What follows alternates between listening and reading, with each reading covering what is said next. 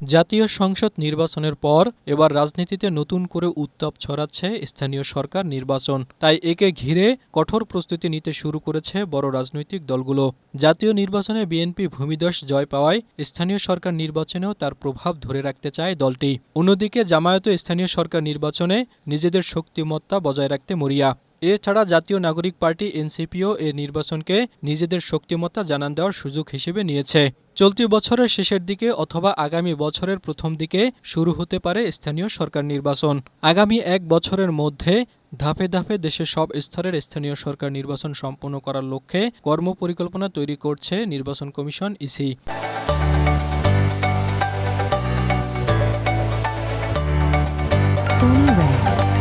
এ অবস্থায় সরকারের সবুজ সংকেত পেলে স্থানীয় সরকার নির্বাচনের তফসিল ঘোষণা করবে ইসি।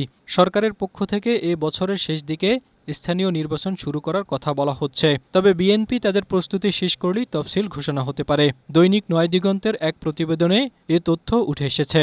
স্থানীয় সরকার নির্বাচনের প্রস্তুতি সম্পর্কে বিএনপির শীর্ষ পদে থাকা বেশ কয়েকজন নেতা জানান, জাতীয় নির্বাচনের পরপরই স্থানীয় সরকার নির্বাচন নিয়ে কাজ করছেন বিএনপির নেতাকর্মীরা। জাতীয় নির্বাচনের অভিজ্ঞতা কাজে লাগিয়ে স্থানীয় সরকার নির্বাচনেও ভালো ফলের আশাবাদী তারা। এজন্য দলীয় সংগঠনকে আরও সক্রিয় ও সুসংগঠিত করার উদ্যোগ নেওয়া হয়েছে। একই সাথে এ নির্বাচনে দলীয় প্রতীক না থাকার সুযোগে একাধিক প্রার্থী যাতে ভোটের মাঠে প্রতিদ্বন্দ্বিতায় না থাকে সে বিষয়ে নজর রাখছে দলটি।